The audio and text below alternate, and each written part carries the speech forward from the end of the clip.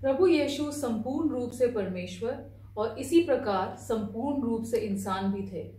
धरती पर आने से पहले अपनी स्वर्गीय महिमा की रोशनी और बल को उन्होंने वहीं पर त्याग दिया था, ताकि इंसान के रूप में भी पूरी तरह उतर सकें और जो कुछ भी हमारे ऊपर शैतान हमले करता है उसे वो भी झेलें। सलीब तक पहुंचने का सफर हमारी जिंदगी के सफर की तरह उनके लिए भिन्न भिन्न प्रकार की आजमाइशों से गुजरने का था, पर उन्हें इसकी जरूरत क्यों थी? आज हम इसी विषय पे बात करेंगे। आगे बढ़ने से पहले सुनते हैं परमेश्वर का वचन। परमेश्वर का वचन हमने लूका की इंजील के 22वें अध्याय की 39वीं आयत 39th वर्ष से लिया है। यहाँ इस प्रकार लिखा है, तब वह बाहर निकलकर अपने रीति के अनुसार जैतून के पहाड़ पर गए और चेले उनके पीछे हो लिए। यह प्रभु यीशु के बारे में है। उस जगह पहुंचकर उन्होंने उनसे कहा, प्रार्थना करो कि तुम परीक्षा में ना पड़ो।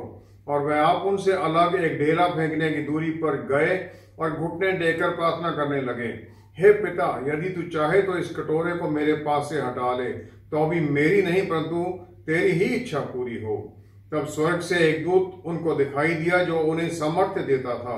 वे अत्यंत संकट में व्याकुल होकर और भी हार्दिक वेदना से प्रार्थना करने लगे और उनका पसीना मानो लहू की बड़ी बड़ी बूंदों के समान भूमि पर गिर रहा था। तब वह प्रार्थना से उठे और अपने चेलों के पास आकर उन्हें उदासी के मारे सोता पाया और उनसे कहा, क्यों सोते हो?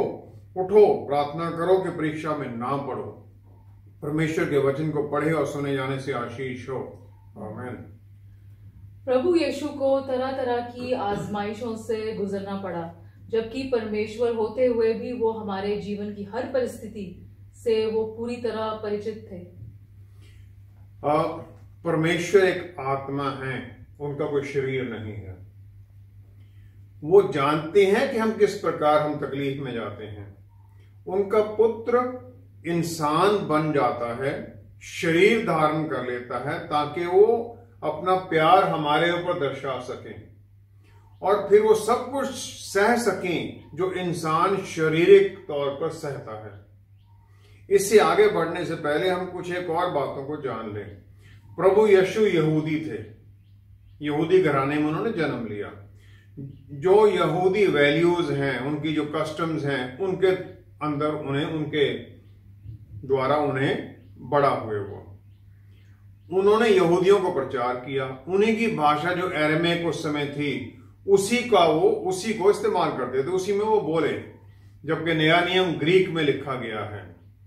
और ये माना जाता है कि अरामीक में पहले नया नियम लिखा गया और उसके बाद में उसे ग्रीक भाषा में ट्रांसलेट किया गया, लिखा गया, क्योंकि दोनों ही भाषाएं उस समय उस इलाके में चलती थी। ग्रीक भाषा सब लोग इस्तेमाल करते थे, जबकि यहूदी लोग सिर्फ अरामीक इस्तेमाल करते थे। यहूदी लोग, उनका जो पर्सपेक्टिव, उनका जो विचार है धर्म के बारे में, यहोवा परमेश्वर के बारे में, वो समझना भी जरूरी है वचन को पूरी तरह से समझने के लिए। इसीलिए पुराना नियम शामिल किया गया है पूरे बाइबल के अंदर। 12 चेले यहूदी थे। प्रेरितों की पुस्तक 2 अध्याय की 5वीं आयत में लिखा गया है कि जो यरूशलेम के अंदर इकट्ठे हो रखे थे लोग, वो 17 मुल्कों से थे, क्योंकि उस समय फेस्टिवल ऑफ शवोत और वीक्स का वो फेस्टिवल था। पेंटकोस्ट के समय पर 50 दिन पहले आता है, जो कि पास ओवर फेस्टिवल के बाद में। फिर 41-42वीं आयत में लिखा है, 3000 लोग उस दिन विश्वास में आ गए। परमेश्वर का वचन सुनने के बाद में वो सब लोग अपने अपने जगह पर चले गए और उनके पास पुराना नियम था, नया नियम तो उनके पास था ही नहीं। पुराने नियम को वो जानते थे, वचन को समझते थे उसको, और फिर वो वचन पूरी दुनिया में फैल गया। 300 AD में कॉन्स्टेंटीन ने यूरोप को कब्जा कर लिया और फिर वो क्रिश्चियनिटी को दूसरे धर्मों के साथ मिलाने लग गया। जो पैगन रिलीजन्स थे उनकी कस्टम्स को लाने लग गया। जो यहूदी क्रिश्चियन थे उन्होंने इसका ऑब्जेक्शन किया और उसने यहूदी जो विश्वासी थे उन्हें चर्च से निकाल बाहर फेंक दिया, और उसके साथ पुराने नियम की जो यहूदी लोगों की इंटरप्रिटेशन थी वो भी बाहर निकल गई। और फिर हमारा जो वेस्टर्न इंटरप्रिटेशन है वो शुरू हुआ। मत्ती 4 की पहली ही आयत में लिखा है कि प्रभु यीशु को फिर आत्मा विल्डरनेस में ले जाता है ताकि शैतान उन्हें टेम्प्ट कर सके। लेकिन इसका जो कॉन्ट्रडिक्शन है वो आ जाता है याकूब 1:13 में। याकूब 1:13 में लिखा गया है कि परमेश्वर ना तो किसी को, जब किसी की परीक्षा हो तो वह ये ना है कहे कि मेरी परीक्षा परमेश्वर की ओर से होती है, क्योंकि ना तो बुरी बातों से परमेश्वर की परीक्षा हो सकती है और ना वह किसी की परीक्षा आप करता है। ना तो परमेश्वर की परीक्षा हो सकती, ना वो करते हैं। याकूब 1:13 ये कहता है, जबकि मत्ती 4 में पवित्र आत्मा परमेश्वर प्रभु यीशु को लेके जाते हैं परीक्षा के लिए। परमेश्वर को बुराई से परीक्षा नहीं हो सकती है, हम ये मान लें। पवित्र आत्मा परमेश्वर और प्रभु यीशु दोनों परमेश्वर हैं, हालांकि प्रभु यीशु उस समय इंसानी रूप में है। जो अरामिक बाइबल है उसमें फिर इसका उत्तर आ जाता है कि ये क्यों हुआ। अरामिक में जो शब्द परीक्षा के लिए इस्तेमाल किया गया है, टेम्पटेशन के लिए इस्तेमाल किया गया, वो है नेसा, और ये इब्रानी भाषा के नासा के से मिलता जुलता है, जिसका मतलब है टेस्ट करना। टेस्ट करना इसलिए कि कोई किसी एक मापदंड पर पहुंचने के लिए क्वालिफाई करता है और फिर ये लिमिट्स को भी फिक्स करने में सहायता करते हैं। आप टेस्ट करते हैं कि इसकी कैपेबिलिटी, इसकी लिमिट्स क्या हैं। इब्रानी और अरामिक भाषा में 2 शब्द हैं, नासा और बाकान। दोनों का मतलब है टेस्ट करना, लेकिन बाकान जो है वो है टेस्ट करना क्वालिफिकेशन के लिए, जैसे हम कहीं जाते हैं किसी नौकरी के लिए, वो टेस्ट। जबकि नासा है किसी की एबिलिटीज को टेस्ट करना, उसके लिमिट्स को, कि इसका कहां तक इसकी ज्ञान है। पवित्र आत्मा परमेश्वर प्रभु यीशु को ले जाते हैं टेस्ट के लिए, और नासा टेम्पटेशन के लिए नहीं, ताकि वो उन्हें वही मौका दिया जाए जो हम लोगों को दिया जाता है, फ्री विल, कि चुन लो कि हमने शारीरिक रूप में रहना है या आत्मा के अधीनगी में जाना है। ये कैसे होता है? पहला होता है उनकी शारीरिक इच्छाओं को टेस्ट किया जाता है।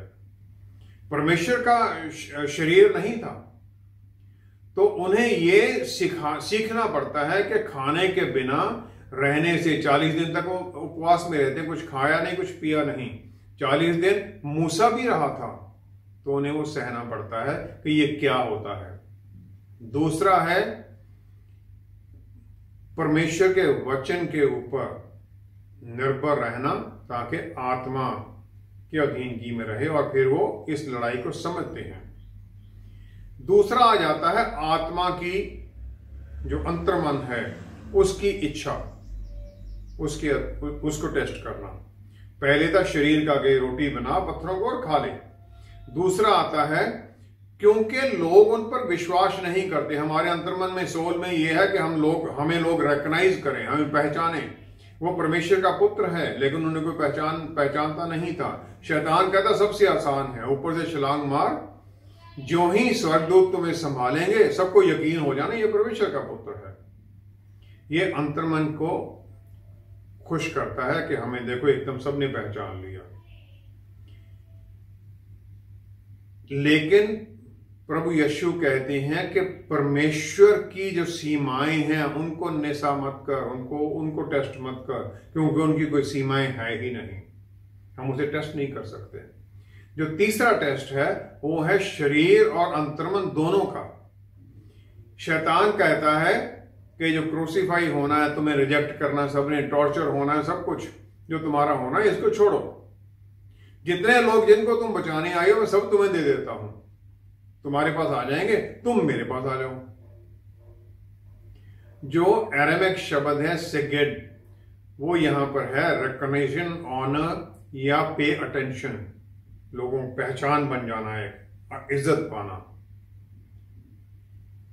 हो सकता है प्रभु यीशु के शरीर में थे उस समय, हो सकता है उनके अंतर्मन ने भी कहा होगा हाँ कर दे, शैतान की बात मान लो, लेकिन उनका आत्मा, उनके शरीर और अंतर्मन की जो इच्छाएं हैं उन पर हावी होता है, और वो परमेश्वर की इच्छा पूरी करने के लिए तैयार हो जाते हैं। फिर वो समझ लेते हैं कि आत्मा के कामों को चुनना कितना मुश्किल हो जाता है। उनका शरीर और प्राण दोनों को नासा टेस्ट किया जाता है, उनकी लिमिट्स को, उनकी सीमाएं कहां तक हैं।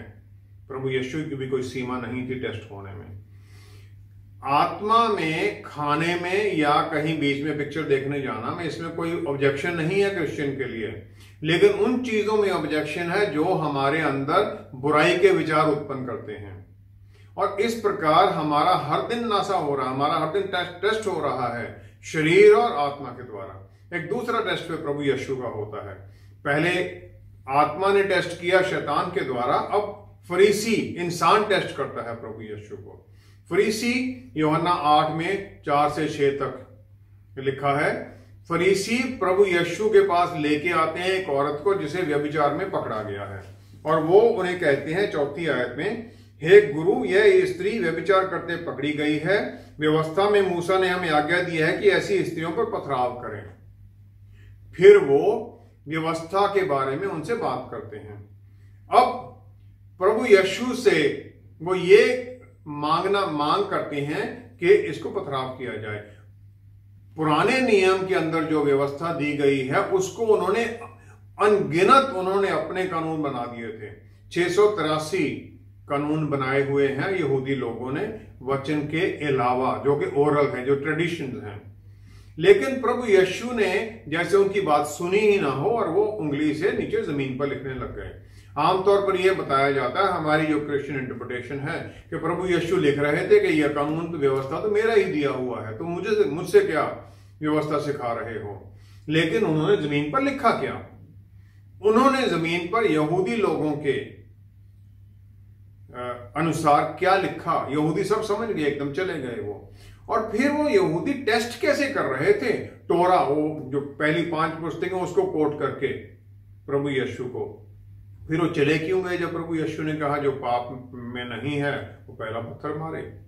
और फिर औरत कैसे कह सकती है जब उसे पकड़ा गया था व्यभिचार में कि उसे किसी ने एक्यूज नहीं, उसको कंडेम कोई नहीं कर रहा है, और दूसरे लोग व्यवस्था के अनुसार उसे कंडेम क्यों नहीं किया? वो सब चले क्यों गए? सवाल वो आ जाता है।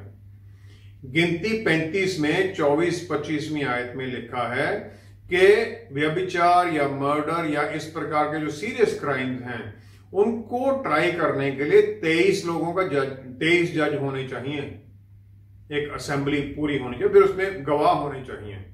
और इस प्रकार ये इम्पॉसिबल हो गया था कि किसी को प्रोसिक्यूट किया जा सके। फरीसी प्रभु यीशु को इस प्रकार टेस्ट कर रहे थे कि क्या जो ओरल ट्रेडिशन है, जो वचन के बाहर है, उसे प्रभु यीशु बराबरी देंगे वचन से।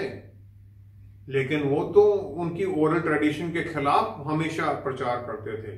डाइवोर्स इसका एक एग्जाम्पल उन्होंने दिया था, मत्ती 19 में 3 से 12 तक।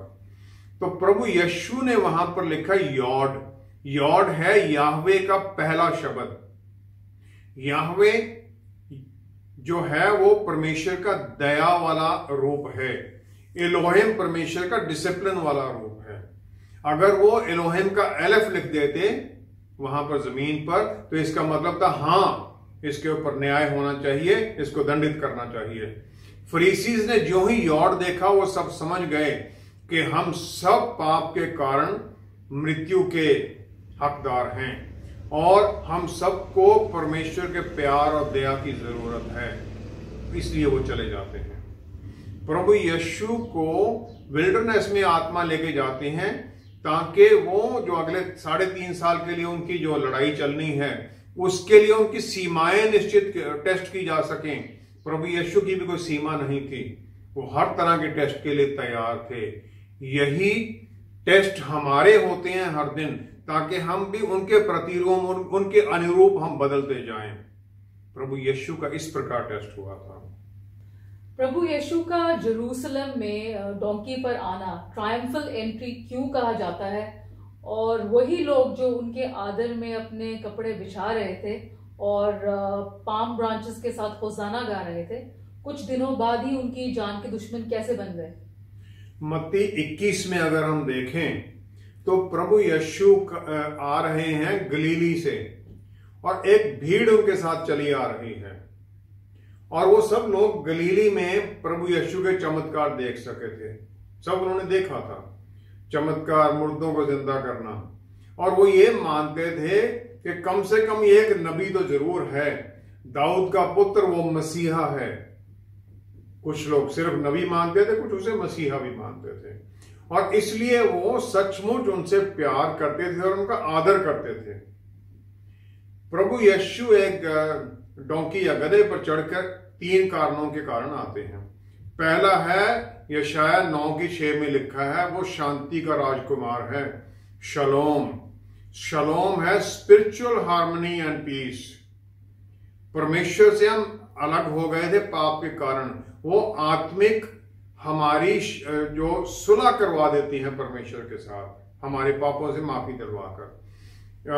यकरिया 9वें अध्याय की 9वीं आयत में लिखा है, हे सिय्योन बहुत ही मगन हो, हे यरूशलेम जय जयकार कर, क्योंकि तेरा राजा तेरे पास आएगा, वह धर्मी और उद्धार पाया हुआ है, वह दीन है, वह गधे पर वरन गधे के बच्चे पर चढ़ा हुआ आएगा।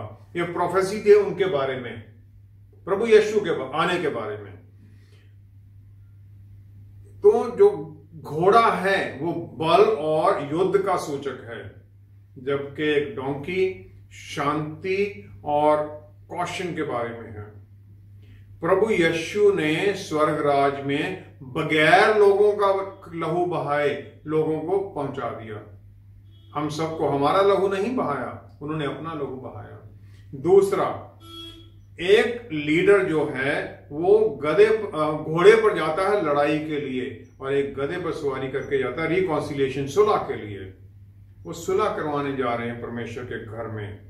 तीसरा है, प्रभु यीशु आते हैं गधे पर चढ़कर, आम लोगों के साथ अपने आप को कनेक्ट कर लेते हैं।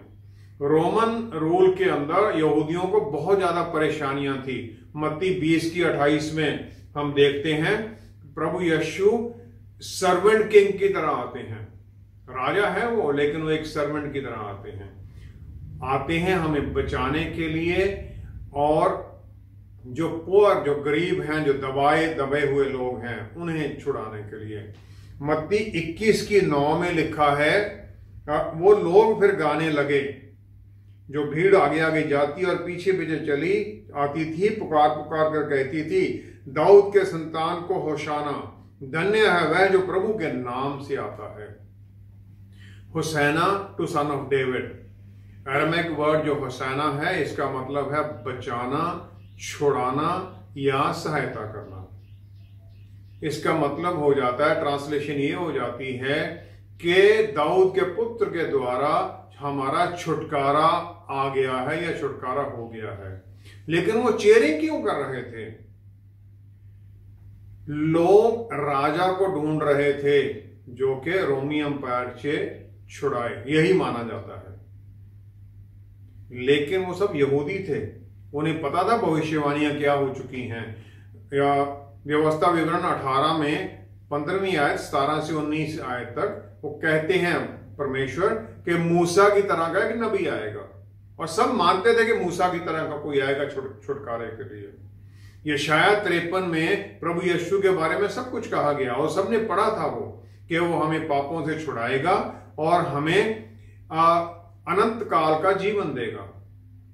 तो वो उस राजा को की जय जयकार कर रहे थे और ये कह रहे थे कि मुक्ति आ गई है। आज भी हमारी यही जय जयकार का कारण है कि मुक्ति हमें मिल गई है। और जो वो चीयरिंग थी वो प्यार की एक निशानी थी, और ये प्यार जो जूइश अथॉरिटीज थी यरूशलेम में, हाई प्रीस्ट, उन्हें डर लगने लगा। लेकिन पाम ब्रांचेस क्यों? प्रभु यीशु आते हैं शैतानी ताकतों पर जय पाकर। शैतानी ताकतें उन्हें पहचानती थी, और गलीली में सबने देखा था ये। और लुलाव जो शब्द है हिब्रू भाषा का, अरेमिक में भी वही शब्द है, यह पाम ब्रांचेस को रिप्रेजेंट करता है। ये पहला लेटर जो याहवे का, जो मैंने अभी पहले कहा था यॉड, उसको रिप्रेजेंट करता है, जो कि दया और परमेश्वर के प्यार को जाहिर करता है, या परमेश्वर के मन को जाहिर करता है, उसके हार्ट को जाहिर करता है। पाम ब्रांचेस को हिलाने का मतलब ये था कि जो लोग थे वो अब प्रभु यीशु के लिए अपना प्यार जाहिर कर रहे थे, और वो ये कह रहे थे कि हम अपने मन को, अपने प्राण को आपके सामने समर्पित करते हैं। वो यरूशलेम में आते हैं शांति का एक जरिया बनकर, और वही शांति, वही मुक्ति हम उनके द्वारा पाते हैं। फिर वो लोग उनके खिलाफ क्यों हो गए, ये अगला सवाल आ जाता है। मत्ती 22 में पहले फरीसी आते हैं, फिर सदूसी आते हैं, फिर हेरोडियंस आते हैं। प्रभु यीशु से बार बार वो सवाल पूछते हैं। तो मत्ती 22 में फिर हम देखते हैं आखिरी आयत में, 46वीं आयत में, उसके उत्तर में कोई भी एक बात ना कह सका। उस दिन से किसी को फिर उससे कुछ पूछने का साहस ना हुआ, और वो समझ गए कि हमें ये सब हमें उत्तर दे देते हैं। और फिर मत्ती 21 की 46 में वो उन्होंने उसे पकड़ना चाहा, परंतु लोगों से डर गए, क्योंकि वे उसे भविष्यवक्ता मानते थे, उसे नबी मानते थे।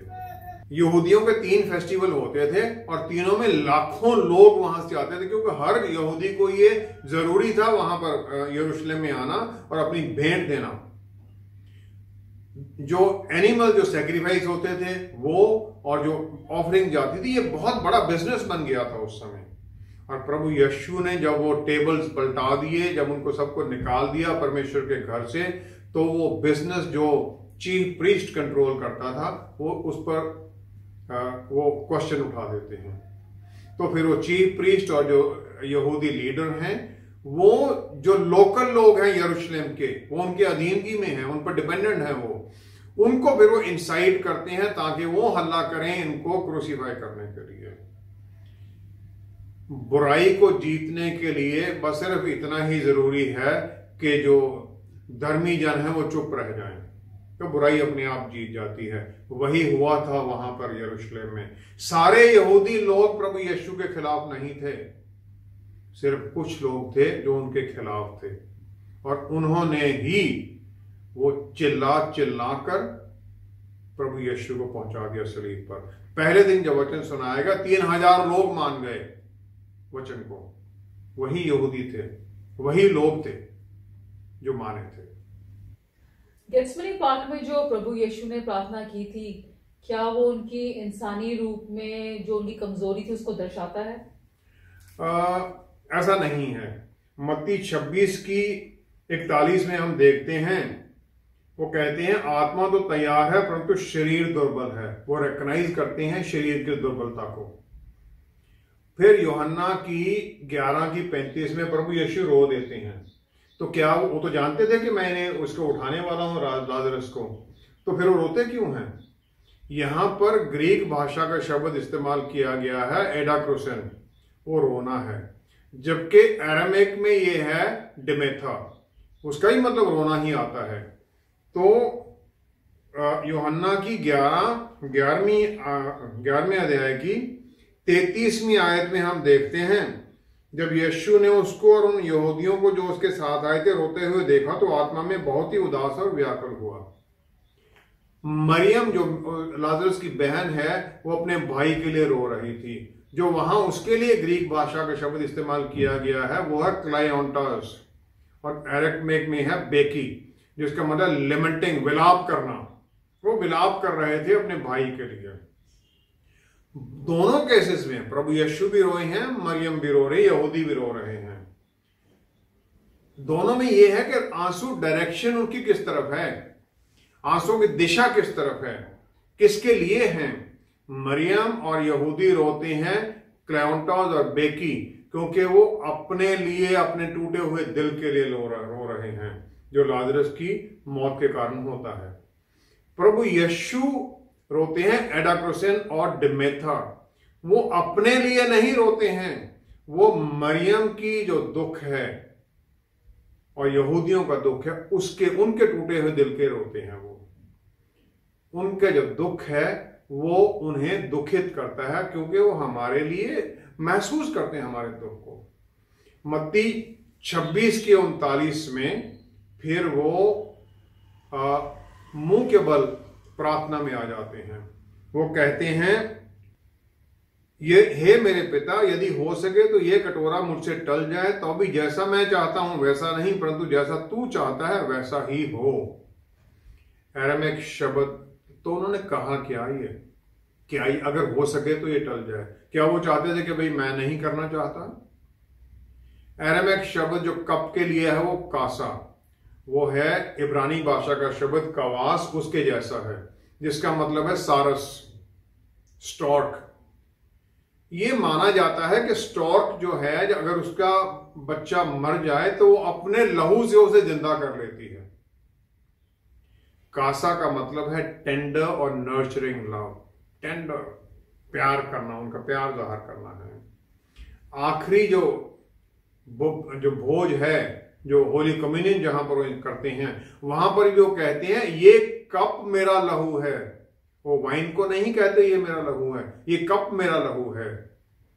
तो वो जो लहू, जो मेरा प्यार है, ये लहू के द्वारा मैं तुम्हारे ऊपर जाहिर करता हूं। उनके लहू द्वारा हमें मुक्ति मिलती है और वो फिर हमें परमेश्वर के साथ सही पोजीशन में ला देते हैं। नेक्स्ट वर्ड है जो पास के हट जाए, वो है पारलथाटो, जिसका मतलब है अवॉइड, अवॉइड या पास ओवर। पास ओवर अरामीक में शब्द है आवार। इसका मतलब है जैसे किसी नदी, दरिया का जो पानी है उसके किनारों से वो ऊपर बह जाए।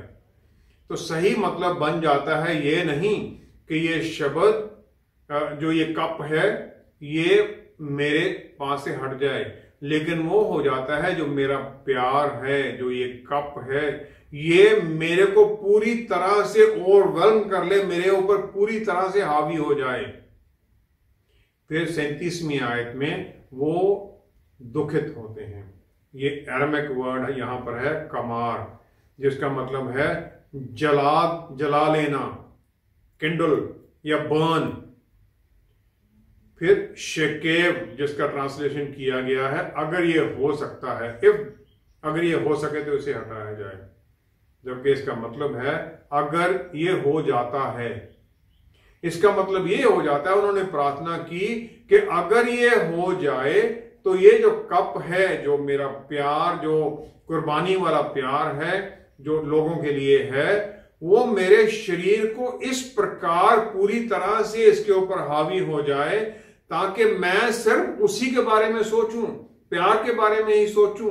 मेरे मन में जो ये आगे शरीर के ऊपर आने वाला दुख है, तकलीफ है, इसकी तरफ मेरा ध्यान ही ना जाए। जो उनका प्यार है हमारे लिए, फिर वो दुख और दर्द को और सलीब तक जाने को, सब चीजों को वो अपने अधिकार में ले लेता है। जिस प्रकार एक मां अपने बच्चे के दुख के लिए, अपने तकलीफ में दुख मनाती है, प्रभु यीशु भी वही दुख मैनकाइंड के लिए महसूस करते हैं। और उस दुख के कारण फिर जो उनका पसीना है वो लहू के तुपकों की तरह गिरता है, क्योंकि फिर वो समझते हैं हमारा जो गिल्ट है उसके कारण जो हमारे मन में टॉर्मेंट है वो किस प्रकार उन्हें प्रभावित करता है। फिर वो कहती हैं आपकी इच्छा पूरी हो। अरामीक शब्द यहां पर है शेवियाना, जिसका रूट वर्ड आता है सावा से, जिसका मतलब है डिलाइट, प्लेजर और टू अप्रूव। ग्रीक वर्ड है तलीमा, जिसका एक्चुअल मतलब है डिजायर या चॉइस।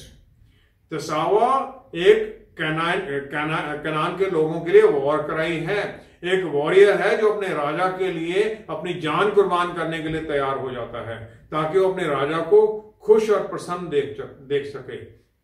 प्रभु यीशु की जो गत्समनी पार्क में प्रार्थना है वो इतनी दूर नहीं गए वो कि दूर सुन ना सकें, वो उनको सिखाने के लिए ताकि वो भी सावा के लिए तैयार हो जाएं, वो भी परमेश्वर के लिए अपनी जान कुर्बान के लिए तैयार हो जाएं, उसके राज्य के लिए कुर्बान करने के लिए तैयार हो जाएं, ताकि वो भी परमेश्वर को प्रसन्न कर सकें, खुश कर सकें और वो परमेश्वर की इच्छा के लिए, उनकी प्रसन्नता के लिए उसके सामने सरेंडर कर सकें। तो प्रभु यीशु की गेत्सेमनी पार्क में जो प्रार्थना है वो ये नहीं है कि ये कप हट जाए, वो ये कहते हैं ये कप जो मेरे प्यार का है इतना मेरे ऊपर हावी हो जाए कि मैं अपने दुख तकलीफ को नहीं लेकिन लोगों के दुख तकलीफ को देखूं। उनकी कमजोरी नहीं है, ये उनका बल दिखाई देता है। आइए हम प्रार्थना करें। पिता परमेश्वर, धन्यवाद है आपके प्यारे बेटे के लिए जिन्होंने हमसे इतना प्यार दिखा दिया कि अपने दुखों को भी हमारे ऊपर अपने प्यार के रूप में जाहिर कर दिया। हमारे जो दुख हैं, हमारी जो परेशानियां हैं, सब अपने ऊपर ले ली।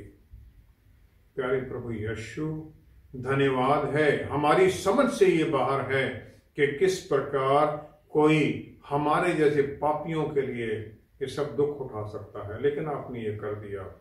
पवित्र आत्मा परमेश्वर द्वारा हमें भर दीजिए इस विश्वास से कि हम यकीन कर सकें, हम जान सकें कि आपने ये सब कुछ किया है और इस आशीष में आपके परिवार में शामिल होने के लिए दूसरों को भी अंधेरे से रोशनी में लाने में सफल हो।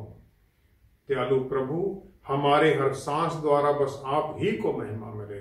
पिता परमेश्वर, धन्यवाद देते हैं आपको हमारी प्रार्थना को सुनने और स्वीकार करने के लिए। हम ये सब कुछ आपके प्यारे बेटे प्रभु यीशु के प्यार की दुहाई देते हुए सब कुछ मांगते हैं। आमेन, आमेन, आमेन, आमेन। प्रभु यीशु बार बार कहते हैं कि मैं सिर्फ वही करता हूं जो मेरे पिता मुझसे कहते हैं। फिर यूहन्ना 17 में यही प्रार्थना वो करते हैं कि मैंने आपके नाम को ही इस धरती पर महिमा दी है।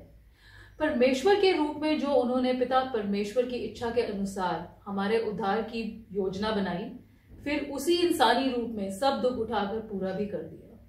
हमारे साथ दोबारा जुड़ने के लिए आपका बहुत बहुत धन्यवाद। प्रेयर रिक्वेस्ट के लिए आप हमें कॉल करें और अगर आप चाहें तो ईमेल भी कर सकते हैं। अगले हफ्ते आपसे फिर मुलाकात होगी। Stay blessed. शालोम।